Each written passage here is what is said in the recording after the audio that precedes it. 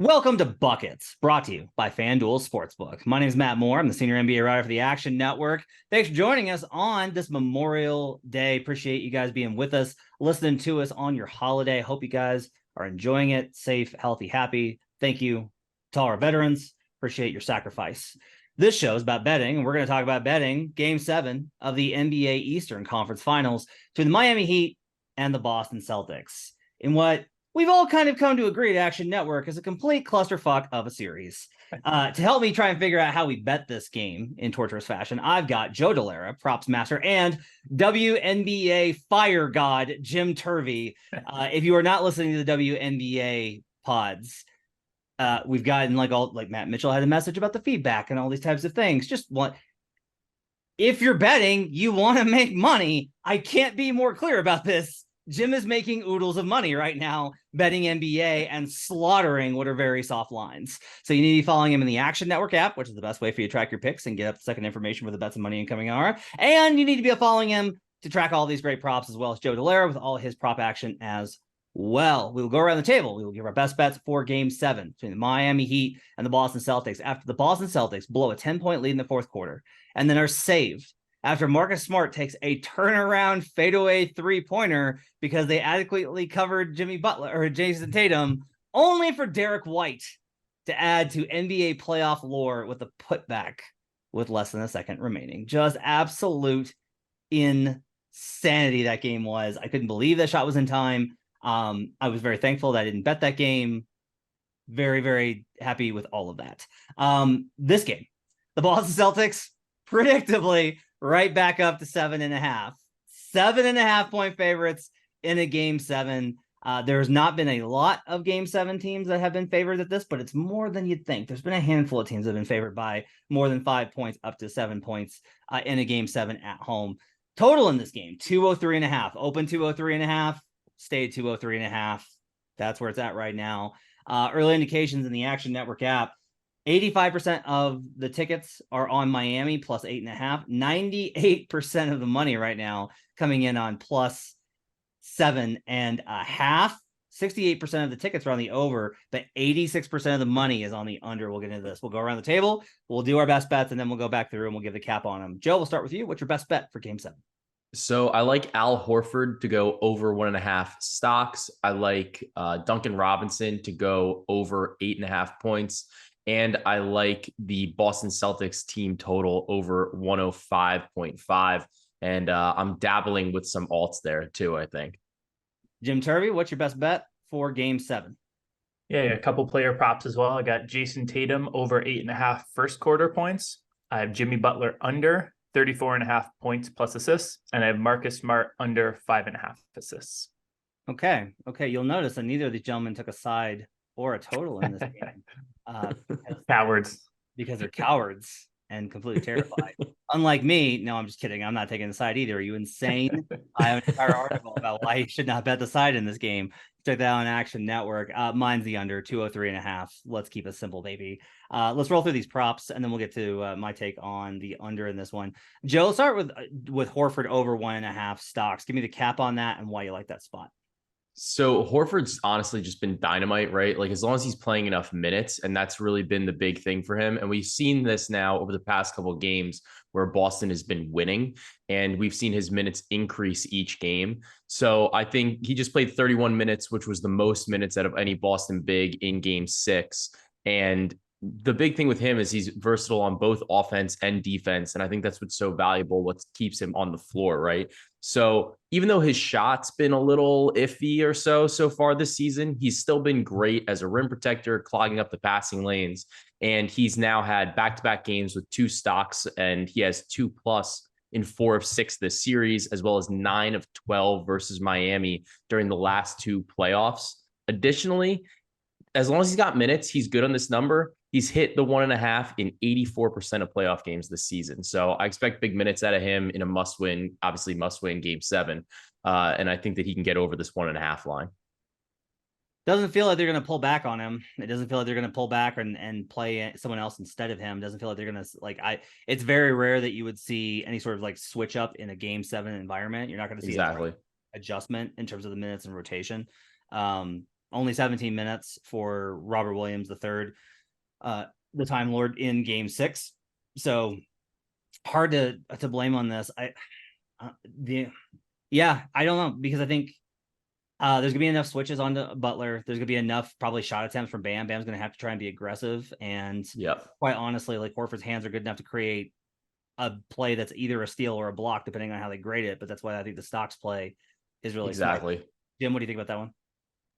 Yeah, I mean, I think one of the most memorable plays of the last game was that Horford block. So it kind of sticks in your mind, anyways. But he's been doing quieter versions of this all series, and he really is, like you said, it's all a minutes play, and it looks like he is the one that they're trusting, especially when the Heat are in that zone.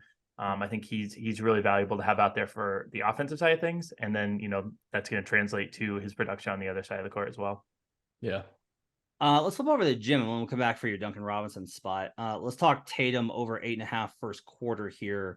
Jim, obviously, like, big spot for Jason Tatum. He had the 51-point performance in Game 7 versus the Philadelphia 76ers. Hard to imagine the Celtics getting a win here without Tatum. Hard to imagine Tatum leaving anything on the board here. Why particularly do you like the first quarter play here at 8.5? Yeah, so he has cleared this number in all 3 of the home games this series, and he's done it 2 of them by healthy margin. This a feel spot set Game 7, or sometimes we can go with a little bit of feel spot. The crowd for Game 5 was among the most electric crowds. Like, just coming through the TV, you could like feel it. I hate when, as a Boston hater, I hate when the crowd gets that recognition, but they were electric. It's even going to be crazier. He's getting the most field goal attempts of the team in the first quarter. He's getting the most looks. Like I said, he's averaging over 10 per game at home in the first quarters here. It's slightly juiced at most books, but FanDuel's the best. It's minus 128. So he's cleared this 4 of 6 in the series as a whole, and I think they're going to be looking to their best players, set the tone early. And that 8.5 number is pretty manageable as is. All right, let's go back to Joe. Duncan Robinson over 8.5 points. Why do we like this one? I mean, look, he's gone over this in 4 of the 6 games this series, and we've kind of seen, Miami turn away from Kevin Love. So we have Duncan Robinson. He's starting to get more of these minutes. He played 20 minutes last game.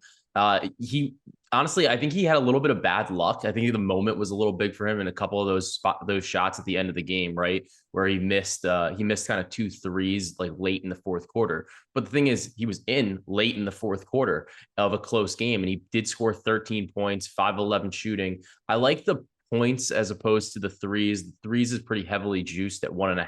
I think if you were going to go play threes, go take 3+ probably at like a plus 220 number or so.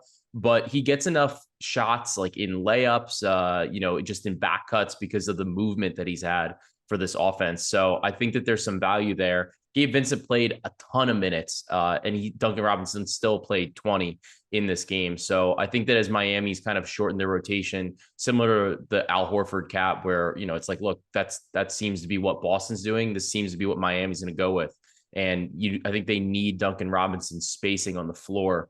So I like him to go over the 8.5. I think it's a little low. You can just go over it really with 3 threes as well, since that's kind of what we're accustomed to seeing too.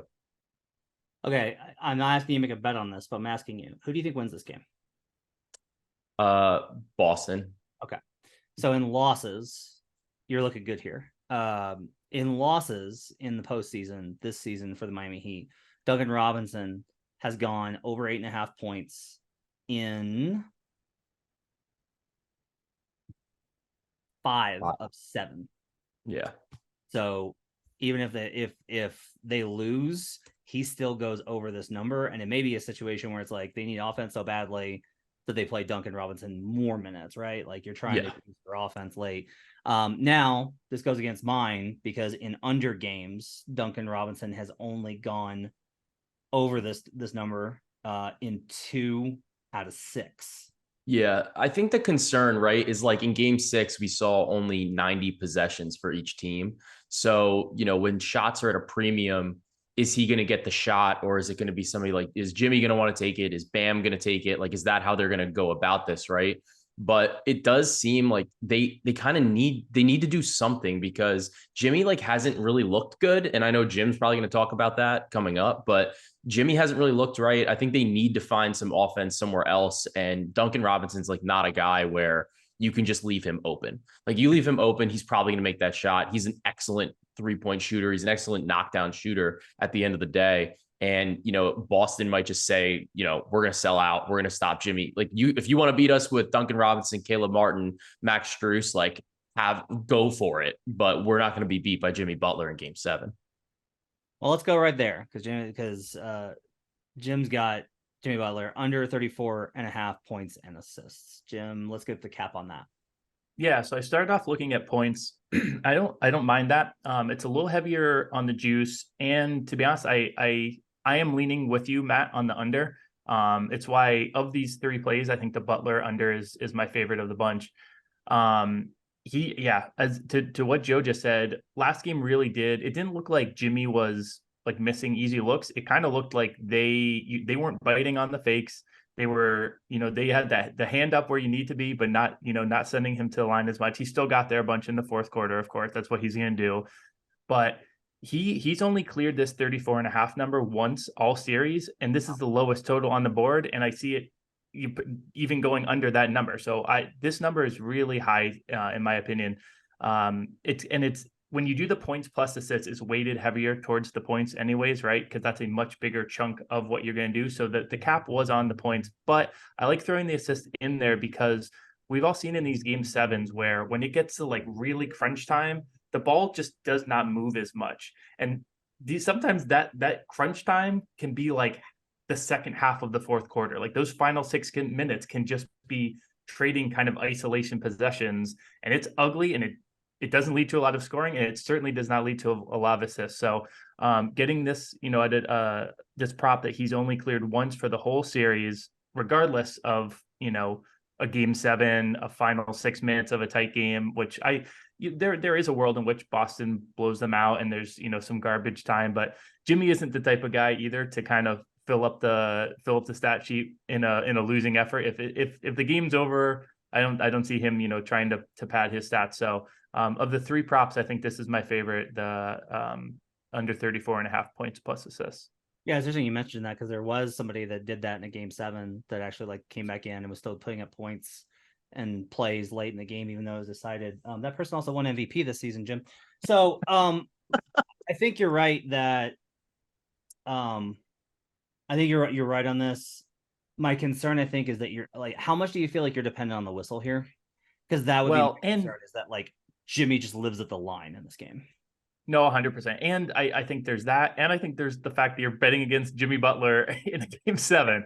I mean, like it's really easy to like kind of, coldly analyze the numbers and kind of assess like, oh, he's only gone over 1 of 6, blah, blah, blah, blah. It's also Jimmy Butler in a Game 7. So yeah, it's terrifying. All of these bets are terrifying. At this point in the series, it's the markets have sharpened themselves. Like we also have had a sweep on the other side of the conference. So all the NBA attention that could possibly be happening in the betting world has been on this series. We've had 6 games to sharpen every prop, every side, every total. None of these should be massive bets, at least that I'm giving out. I don't think any of these should be massive bets. It's been one of the weirdest series we've seen. So I am terrified of betting against Jimmy Butler, but of my terrified bets, it is my favorite of the bunch. So I looked this up. Jimmy Butler in elimination games in his career. He's got a 47. He's got a 35. But then we got a drop off. He's got a 47 and 2 35s. I'm sorry. He has 2 35s and a 47. But then he's got 25, 23, 20, 19, 2 16s, 2 12s, a 9 and an 8. So like if we just cap this on the points with the assist, basically a risk we're going to take on for a better number, I like the cap. I think ultimately, like, I don't want to project this because like he can dig, like he had 15 in the fourth yesterday, right? But like he's gassed. And what honestly, what I really wanted, I was talking to Joe earlier today. In a dream world, if I could bet field goal attempts and field goal percentage, I would bet Jimmy Butler over field goal attempts. I bet Jimmy Butler under field goal percentage. And I feel like that wouldn't be a scared bet because I feel like he is going to get up shots. I feel like he's not going to make them at a very high percent. he may well live at the line, which is to your point, the scary part of it. But I think it's the best we can do with what's out there. Hit me with a Marcus Smart prop real quick. Yeah, for sure. This is similar, something we've been talking about all season, potential assists. Went and looked potential assists. Who has been getting the most assists with the least amount of potential assist kind of coverage above it? Marcus Smart is the one that popped out immediately. Jimmy Butler actually was second on that, which was part of the cap for the points plus assists as well. But Smart is a guy who he's averaging around this for the series. But he's just really not getting all that many potential assists. Again, this is in a game that I like the under. If he's been living around that range in games that have been about 10 points higher, it's really, this is kind of the most straightforward. I like the under. This is a way of playing the under in a separate market that had a different advantage as well of the potential assists at a higher rate. So those two factors combined came to under 5.5, and it's at FanDuel, it's not even juice that bad. It's minus 115. So Joe, you got some thoughts on, you mentioned this, that you would kind of want to talk about it, about the idea of a Celtics team total alt over. Yeah. Talk about that, and then I'll give my thoughts on the under. Yeah. So, I mean, basically my thought is that when Boston wins, they generally don't win ugly. Like, it might look like an ugly product, right? But at the end of the day, they're still making a lot of their shots. And in their wins so far this postseason, they've scored at least 110 in all but two of them, right? So we're seeing Boston, like when they win, they're scoring, like they're putting up points, they're putting up a number. And I know that the pace here is a little bit concerning about for like how high up exactly I want to go. I do like the baseline at the 104.5, just because they had really one of their worst like effective field goal percentage games of the entire postseason in a win. In game 6, they shot an EFG of 48.7%, right? And I know that the pace slowed, but at the same time, the 2 games prior against Miami, they put up 110 and 116 and had EFGs of 63 and 62%. So I think that this is one of those spots where Tatum is like allergic to making threes right now, right? But if a couple of those go down, I think it changes the dynamic here a little bit for Miami as well, because Miami, I think they strive in like getting that kind of transition opportunity, trying to get on the other side where they can find a mismatch where if Boston gets to be set up, then they get the opportunity in transition because Miami's not getting as good of a shot. So I do think that this is a spot where if Boston wins, I think they probably cover the number, but I also I'd rather take them on like an expectation of what they can do rather than an expectation against what Miami can do. So I think that they can score on this Miami team. We've seen that, and they can even go over this number in a loss, but I think that we could go up to maybe even as high as like expecting like 110 point performance here. And I don't think it's really out of the question. All right. When they've won and they've gone over on their team total, they've averaged the last 2 postseasons 118 points. Yeah. Let's drill this down. We got 13 games versus the Heat, which is a pretty good sample for us to work off of, comparatively speaking, playoffs. Only in 2 games have they won and gone over the team total.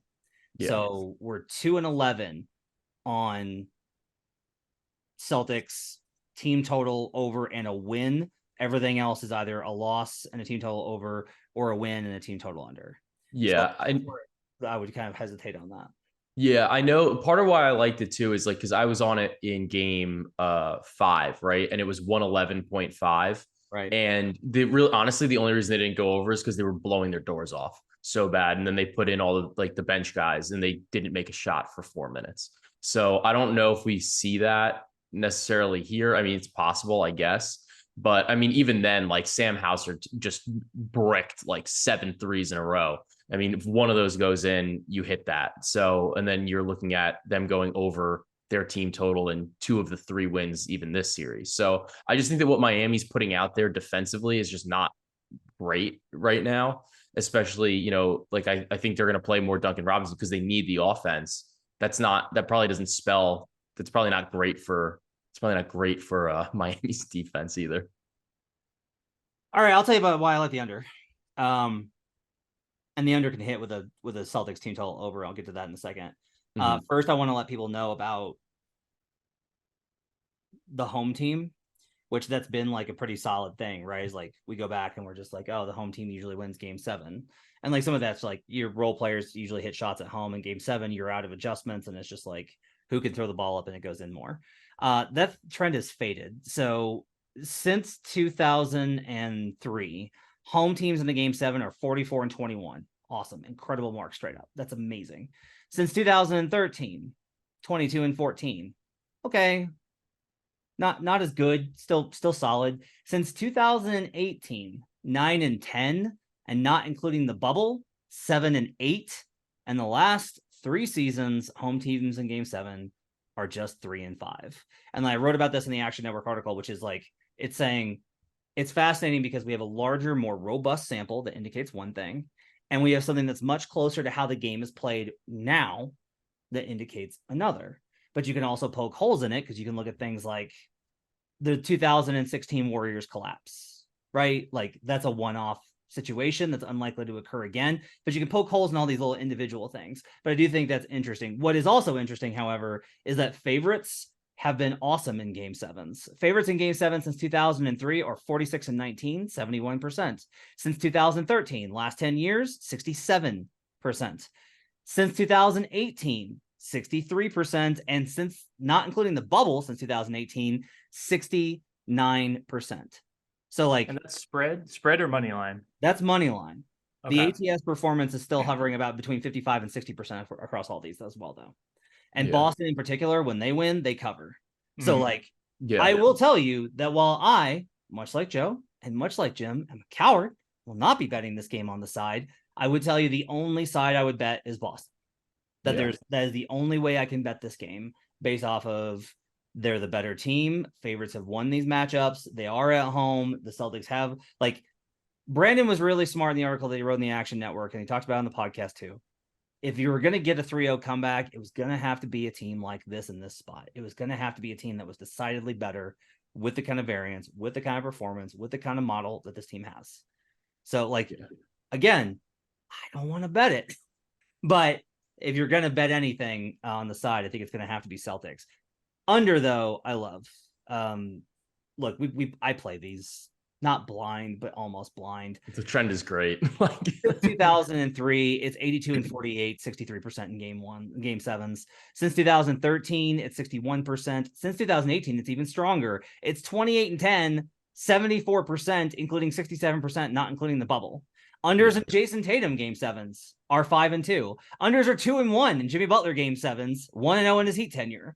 But this is the biggest one, gents. This is the trend, and like, this is a market conversation. I'll talk about why I like the basketball side. This is the most powerful trend that I found. And like, these are all trends and you can contextualize them. It's not these two teams. I get that. Here's what it is. When the total drops, the total in game 6, and we've seen this consistently, and this is like how it has gone. When the total in game 6 was substantially, of course, higher as you expect, 209, closed 209. This one's all the way down at 203.5. When the total drops by more than 5 points from game 6 to game 7, you guys ready for this? The under is 18-2.